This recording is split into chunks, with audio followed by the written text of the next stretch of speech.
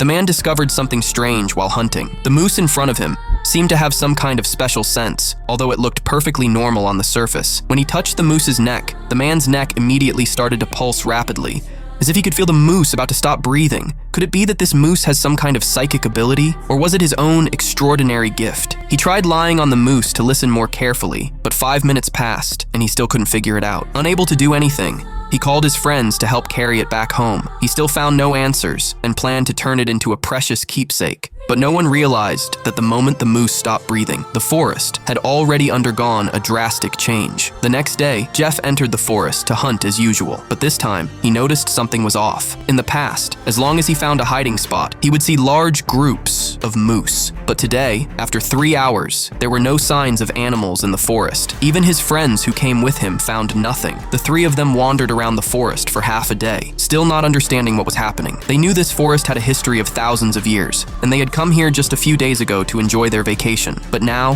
the forest was eerily silent, as if all life had been taken away in an instant. The three of them couldn't understand and could only shout loudly.